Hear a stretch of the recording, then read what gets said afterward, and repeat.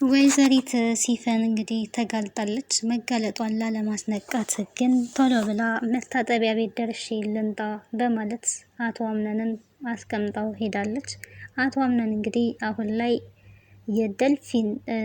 የደፍኒን ልጅ እፈልጋለሁ በሚልበት ሰዓት ላይ ደፍኒን ብላ እንግዲህ ደንግጣ ነበረ። ምን ነው ታውቂያለሽ ወይ ስትባል እንግዲህ አይ ገርሞኝ ነው ማነች ብዬ አስቤ ነው እንጂ በጭራሽ አላቃትም ነው እያለች የምትገኘው። እናም እሷ ከእናንተ ምን ፈልጋ ይሄንን ልታረግ ትችላለች? ሙሉ መረጃውን ወይ አልጠየቅ ይሆናል የነገረክ ማን ነው ነበረ ስትል የነበረው። አምነንም ታዲያ አክስቴ ሙሉ መረጃው ይሄ ነው ብላኛለች። ምናልባት የተሳሳታችሁና ሌላ የረሳችሁ ነገር ካለስ ነበረ ብላ ስትጠይቅ የነበረው። ሙሉ ታሪኩን እንግዲህ ነግራኛለች። አሁን ላይ እሷን ፈልጌ ማግኘትና መጨረስ አለብኝ ነው ሲል የነበረው። መጨረስ እሱ ደግሞ ምን ማለት ነው ብላ እንግዲህ ደንግጣለች። መጨረስ ያው መጨረስ ነዋ፣ ነገሩን መፍታት ወይም ደግሞ ካልሆነ መግደል ነው እያለ ይገኛል። ታዲያ ሲፈንም እኔም የማገዘ ነገር ካለ አግዝሃለሁ ችግር የለውም ነበረ ስትል የነበረው። ምንም እንዳልተፈጠረ ምንም እንዳላደረገ ሰው እንግዲህ በሙሉ ኮንፊደንስ እኔም አግዝሃለሁ ነው ስትል የነበረው። ያው ተፈላጊዋ ራሷ ሆና በዚህ ልክ አምነን ፊት ቁጭ ብላ ማውራቷ አለመደንገጧ ራሱ በጣም የሚገርም ነገር ነው። መጣው ክፍሌ ደርሼ በማለት እንግዲህ ወጣ ወሬኛዋን ሜርሲን ሲጥ አድርጋ ይዛታለች ማለት ነው። ሜርሲ እንግዲህ ከሲፈን እጅ የምትተርፍ አይመስለኝም አሁን ላይ። ምክንያቱም ሲፈን የምትናገሪ ከሆነ አንቺንም እገልሻለሁ እንደ ሰማአን። እኔ ተስፋ የቆረጥኩኝ ሴት ነኝ። ተስፋ የቆረጠ ሰው ደግሞ ለመግደል አያስብም፣ እገላለሁ ብላ እንግዲህ ነግራታለች። አሁን ላይ እንግዲህ ሲጥ አድርጋታለች። ሜርሲ እንዴት ነው ከሲፈን እጅ ትተርፍ ይሆን? በጣም ነው የሚያሳስበው ማለት ነው። ሲፈን በጣም ቆራጥ ናት። ላመነችበት ነገር ወደ ኋላ አትመለስም። አንዴ ካሰበች ሁሉንም ነገር ታደርጋለች። ያው ከዚህ በፊት ብዙ ነገር ስታረግ ተመልክተናል። ሰማንን መግደል ነበረባት፣ ገደለች፣ አለቀ። የድርጅቱን ግማሽ ፈልጋለሁ አለች፣ ያንንም አደረገኝ። ይሄንን ቤት እንግዲህ በአቶ አምነን ስም ስላልሆነ ካርታው የሚጠበቀኝ ማንደድ ነው አለች። እንዳለች አድርገዋለች ማለት ነው። አሁንም ደግሞ ሜርሲን እገላታለሁ ብላለች። ይሄንንም ታደርገዋለች ብለን እንግዲህ እንጠብቃለን። ሰላም ጤና ይስጥልኝ ውድና የተከበራችሁ የኤዶ ሚዲያ ቤተሰቦች እንዴት አላችሁ? በያላችሁበት የዓለም ዳርቻ ሰላማችሁ ይብዛ። ለዚህ ቻናል አዲስ ከሆናችሁ ሰብስክራይብ፣ ላይክ፣ ሼር እያደረጋችሁ ቤተሰብ እንድትሆኑ በአክብሮት ጋብዛለሁ። ተወዳጅና አስተማሪ የሆነውን ድራማ ወደ እናንተ ይዤላችሁ መጥቻለሁ። እንግዲህ በዚህ ክፍል አዳዲስ ነገሮችን አብረን የምናይ ይሆናል። ጄሪን ብትሆን በቅናት እየተንጨረጨረች እና እየተቃጠለች ትገኛለች። አሁን ላይ የእሷ ሚስጥርም እንግዲህ ወጥቷል። የእሷ ሚስጥር እስካሁን በመጀመሪያ ላይ አልወጣም ነበረ። አሁን ግን ሲፈንም አውቃለች፣ ሙስጠፋ አውቋል። እና ሳራም እንግዲህ ልጄ ያለ አንድ ነገር እንደዚህ ልትሆን አልትችልም እያሉ ነበረ። ራሷ በራሷ ልትወድቅ አትችልም፣ የሆነ ያልተገለጠልኝ ነገር አለ እያሉ ነበረ። ሙሉ በሙሉ እንግዲህ ሲፈን ደግሞ ይህንን ነገር ያደረግሽው አንቺ ነሽ፣ የእጅሽን ታገኛለሽ፣ ዋጋ ትከፍያለሽ ነው እያለቻት ያለችው። እንኳን አደረግኩኝ እንዲያውም በወደቀችበት ሰዓት ላይ ምን ነው በዛው ቀርታ በነበረ ነው እያለች ያለችው። አሁንም እንግዲህ አርፋ የምትቀመጥ አይደለችም። አምነን ወስኖ ጄሪን ከዛ ቤት የማያወጣት ከሆነ በቅናት ተነሳስታ አሁንም በሌላ ላይ ሌላ ጉዳት ልታደርስ ትችላለች። በጣም ተናዳ ነው ያለችው። የማይጠቅም ሰው መንከባከብ የለብህም፣ ከኔ ጋራ ጊዜ እንድታሳልፍ ፈልጋለሁኝ እያለች ከአምነን ጋር ጭቅጭቅ ጀምራለች። ይህንን ጭቅጭቅ ደግሞ የጀመረችው እንግዲህ አምነን ያው ቤሊንን እየተንከባከበ ታሪክ እየነገረ አብረው ተቃቅፈው ተኝተው ስላየች በዛ በጣም ትናዳለች፣ ቀንታለች። መጀመሪያም ቢሆን በቅናት ተነሳስታ ነው ቤሊንን የወረወረች ከፎቅ ላይ። አሁን ደግሞ የበለጠ አምነን እንግዲህ እሷ ታማለች መርሳት አትችልም ብሎ አልተዋትም። ስለሚወዳት ስለሚያፈቅራት አሁንም ቢሆን እሱ ከቤሊን ጎን ነው። ይሄ ደግሞ ጄሪን እያናደዳት ይገኛል። ለእኔ ጊዜ እንድትሰጠኝ ፈልጋለሁ፣ እኔ እኮ ሚስትክ ነኝ፣ ከእኔ ጋራ ጊዜ እንድታሳልፍ ፈልጋለሁ እያለኝ እየተጨቃጨቀች ነው የምትገኘው። እንግዲህ ያው ሴቶች የማይፈልጋቸውን ባል ሲያገቡ ትክክለኛ ጄሪ ናት። በቃ ጄሪ የምትሆነው ህይወት ነው የሚሆነው እና ወንድ ልጅ ራሱ ሲፈልግ እንጂ ተፈልጎ ምንም የሚሆን ነገር የለም። ቤሊንን ስለሚፈልጋት እሷም ስለምትወደው ባለችበት ሄዶ እየተንከባከባት ነው የሚገኘው፣ ታማ እንኳን ማለት ነው። ደህና በነበረች ሰዓትም ደግሞ ከጄሪ ተደብቆ ሄዶ እሷ ጋር ነበረ የሚቆየው፣ ከእሷ ጋር ነበረ የሚስቀው። ከጄሪ ጋር አንድ ቀን እንኳን ሲስቅም ሲያወራም ሲጫወትም ታይቶ አይታወቅም። ወጥቶ ሲዝናና የነበረው ከቤሌን ጋር ነው። የሚደሰተው ቤሌን ጋር ሲሆን ነው። እና ጄሪ እዚህ ጋር ምን ትባላለች እስካሁን? የሚስትነት ክብር ከማይሰጣት ባል ጋር ምን ትሰራለች? እሷ ራሱ ንብረትን ብላ ፍቅር የሌለበት ህይወት ውስጥ መኖር በጣም ከባድ ነው። ለገንዘብ ተብሎ መግባት የሚያስከፍለው ዋጋ በጣም ትልቅ ዋጋ ነው እና ገንዘብ ሰርቶ የሚመጣ ነገር ነው። ፍቅር ግን ኃያል ነው፣ ከምንም ይበልጣል እና መመረጥ ያለበት ፍቅርን ነው። መፋቀር ያለበት ህይወት ነው የሚፈለገው እንጂ ንብረትን አይቶ ሪስፔክት ከሌለው ሰው ጋር ለእናንተ ከማይጨነቅ ከማይጠነቀቅ ኖራችሁ አልኖራችሁ ሴት ከማድረግ ሰው ጋር መኖር ከባድ ነው። ልክ እንደ ጄሪ ማለት ነው። አሁን እዛ ክላስ ውስጥ መኝታ ቤት አለች እንጂ እንደ ሰው መኖሯንና ለመኖሯን እንኳን ቼክ አያደርጋትም። አይደለም እንደ ባል እንደ ጎረቤት እንኳን በሰላም አያወሩም። እኔ እኮ ግዴታክ ነኝ፣ ሚስትክ ነኝ፣ ከአንተ ጋር ጊዜ እንዲኖረኝ እፈልጋለሁ፣ ጊዜ ማሳለፍ እፈልጋለሁ እያለች እንግዲህ እሱ ግን አሁን ጊዜው አይደለም፣ ያለንበትን ሁኔታ እያወቅሽ እንዴት እንደዚህ አይነት ነገር ትጠይቂያለሽ? ያለንበት ሁኔታ ቤሌን ያለችበትን ሁኔታ እያየሽ ነው።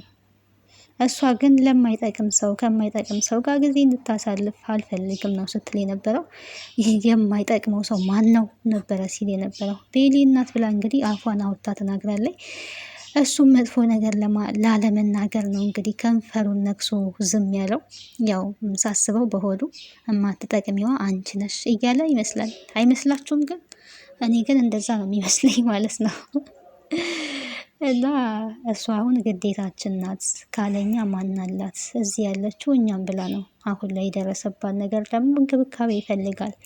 ወደ ሙሉ ጤናዋ እስከምትመለስ ልንንከባከባት ይገባል።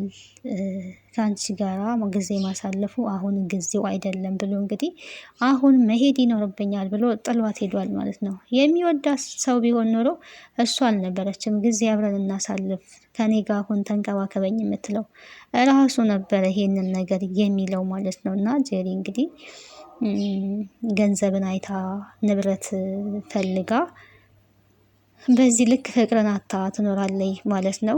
ጄሪ ጊዜዋን ነው የምትጠብቀው። ሴማን ብትሆን እንግዲህ ቤሌንን እንደወረወረቻት ሰምታለች።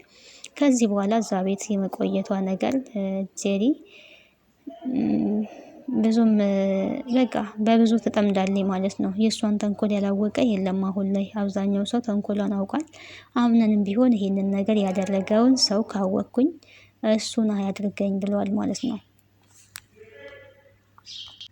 አቶ አምናን እንግዲህ ቤሌንን መንከባከቡን ቀጥሏል። ዶክተሯም እያለችው ቤሌን ትሪትመንት ትፈልጋለች፣ ልትንከባከባት ይገባል።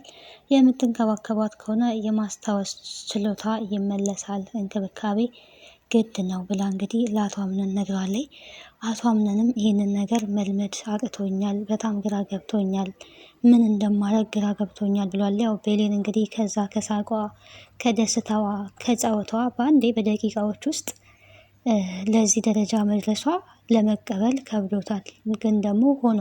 አንዳንዴ ሲል የነበረው ነገር አለና እየተጨነቀ እንግዲህ በህልሙ እንግዲህ ሲጨነቅ የነበረው እንኳን ስለ ቤሌን ነበረ። ለምንድን ነው የማተኛው? ለምን ትጨነቃለህ? ለምን ታስባለህ? ነው እያለች የነበረውና እንቅልፍ እምቢ ብሎኝ ነው ሲል እኔ ልተኛ በቃ ነው ያለችው። እና ምን ሆነ ነው እያለች መጀመሪያ ላይ ስትናገረው ነበረ። አንዳንድ ጊዜ ቤሌን ምን ብላለች መሰለች? በህይወታችን እንዳይሆኑ የምንፈራቸው ነገሮች ሆነው ግን ስንኖራቸው ይለመዳሉ። ይሄ አባብል ግን በጣም ድንቅ አባብል ነው። አንዳንዴ እንዲሆን የማትፈልጉን ነገር በህይወታችሁ የሚያስፈራችሁ ነገር ከሆነ በኋላ ስትኖሩት ኖርማል ነገር ነው፣ ይለመዳል ማለት ነው። እና የሆነ የወደድኩት አባብል ነው ባይዘው ማለት ነው የቤሌን አባብል። አምነንም ደግሞ ብሎታልና ያው ሆኖ የእሷ እንደዚህ መሆንን እሷ ቤሌን የሚያስደስታት ነገር እንግዲህ እናት ዛራን ጠይቋል። እናት ዛራም ያው ቤሌን ታሪክ እንደምትወድ ነው የነገሩት። ያንን ታሪክ ደግሞ ኬት አመጣለሁ ብሎ ሲጨነቅ ነበረ። ለእሱ መጨነቅ የለብህም ልጄ፣ ታሪኩን እኔ እነግርሃለሁ። ነገር ግን በአሁኑ ሰዓት ላይ ከመቼውም የበለጠ ከእሷ ጎን ልትሆን ይገባል። እንክብካቤ ያስፈልጋታል፣ እርዳታ ያስፈልጋታል እያሉ እናት ዛራም እየመከሩት ነበረ። እሱም እንግዲህ እንደ ልጅ እናቴ ነው ሲል የነበረው ማለት ነው። ዶክተሯ ባለችው መሰረት እንግዲህ ቤሌንን ለመንከባከብ እና እሷን የሚያስደስታትን ነገር ለማድረግ እንግዲህ ዝግጁ ሆኗል ማለት ነው አምነን። እና ሳራንም በዚህ ነገር ላይ እንግዲህ እንድትረዳው እያደረገ ነው የሚገኘው። እርዳታሽ ያስፈልገኛል እናቴ፣ ቤሌን ወደ ሙሉ ጤንነቷ እንድትመለስ እንክብካቤ እንደሚያስፈልጋት ዶክተሯ ነግራኛለች። ይህን ደግሞ ልትረጅኝ ይገባል አንቺ ብሏል። እንግዲህ ሁላችንም ልንረዳት ይገባል። እኔ መንገዶኝ ልጄ ከጎንህ ነኝ፣ ዋናው እሷ ብቻ ደህና ትሁንልኝ እያሉ እንግዲህ እናት ዛራም ያው ቤሌንን እንደ ልጃቸው ነው የሚያዩት። የእሷን መዳን እንግዲህ በጉጉት ከሚጠብቁ ሰዎች ውስጥ አምነንና እናት ዛራ ናቸው። ሲፈንም በዛ ቤት ውስጥ እንግዲህ የሚራራ ልብ እንኳን የላትም ብለን ነው የምናስበው። ነገር ግን ስለ ቤሌን በጣም ነው ስትጨነቅ የነበረው። እቺ የዋህ እቺ ምስኪን ምን አድርጋሽ ነው የወረወርሻት? እሷ ከሰው ጋር ትገናኝ፣ ሰው አትነካ፣ እንዴት ምን አድርጋሽ ነው እንደዚህ ያደረግሻት ነበረ ስትል የነበረው። እና ለዚህ ላደረግሽው ነገር ደግሞ ዋጋ ትከፍያለሽ ነው እያለቻት ያለችው። ሁላችሁም እዚህ ቤሌን ቤሌን ቤሌን አትበሉኝ ተውኝ እያለች ጄሪ እንግዲህ እየተነጫነጨች ትገኛለች ማለት ነው። ሲፈን እንግዲህ ስታደርግ የነበረው ያው መጀመሪያ ላይ በድርድሩ አልስማማም ብላለች። የአንቺ ተንኮል ማስኬጅ አይደለውኝም፣ እኔና አንቺ ተንኮል ስንመካከል እንጂ እንደዚህ አንዳችን አዛዥ አንዳችን ታዛዥ ስንሆን አያምርብንም ብላ ነው ሜርሲን ተንኮል አልሰራም ያለቻት። እምቢ ብላታለች። ሜርሲ እንግዲህ ታዛ ነው የመጣችው። ያዘዛት ደግሞ ሜሊክ ነው። ሜሊክ ያዘዛትን ጉዳይ እሷ መፈጸም አልፈለገችም፣ ግን በሲፈን በኩል ማስፈጸም ነበር የፈለገችው። ሲፈን ደግሞ እዚህ ነገር ውስጥ አልተባበርም ብላለች። ያው ተናዳባታለች። ከዚህም በፊት መረጃ እየያዘችባት ስላስቸገረቻት፣ ምክንያቱም አሁን ላይ ደግሞ እምቢ ብላታለች እና እናገርብሻለሁ ስትልም እንደፈለግሽ ማድረግ ትችያለሽ፣ መብትሽ ነው፣ ያንን ያደረግሽለት ግን እገልሻለሁ ብላታለች ማለት ነው። እኔና አንቺ የሚያምርብን ተንኮል ሴራ ስንመካከር ነው አላለችም። አዛዥ እና ታዛዥ መሆን እንኳን አይፈልጉም። እነሱ ሁለቱ እኮ ብዙ ተንኮሉን ሰርተዋል። ሞርዚናን አሳብደው ከቤት አስወጥተዋል። ሰምአን ስትገደል እንግዲህ ታውቃለች ሜርሲ። የማታውቀው የድርጅቱን ነው፣ እሱን አታውቅም። ብቻ ከተንኮል ጋር እና ከሴራ ጋር መመካከልን ነው የሚፈልጉት። አምነን እንግዲህ የደፍኒ ልጅ የተባለችውን ስሟን ነው ስሟ ቢነገረው ኖሮ እዛ ያገኛት ነበረ። የደፍኒ ልጅ ብቻ የተባለችው እና እሷን ፍለጋውን ያው ሊቀጥልበት ነው። በቅርብ እንግዲህ ሲፈን የራሷን ወይ ከዛ ቤት መውጣት ደግሞ የሆነ ነገር ማድረጓ የማይቀር ነገር ነው። አምነን እያፈላለገች ስለሆነ በሆነ አጋጣሚ ከተጠቆመች ያው አለቀላት፣ አበቃላት ማለት ነው። እዛው ነው የሚያበቃላት። በጣም ከባድ ነው።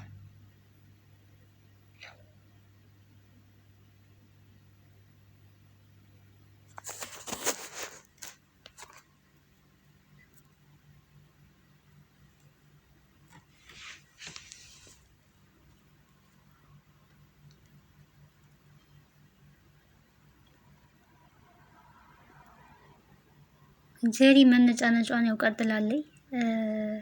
ከእናት ዛራም ጋር ነው እንትን እያለች የነበረችው የተጨቃጨቀች የነበረችው። ክላሳችን እንዲጸዳ ፈልጋለሁ፣ ቆሽሿል፣ አሁኑን ዋዝጂው እያለች እናት ዛራንም እየጮኸችባቸው ነበረ።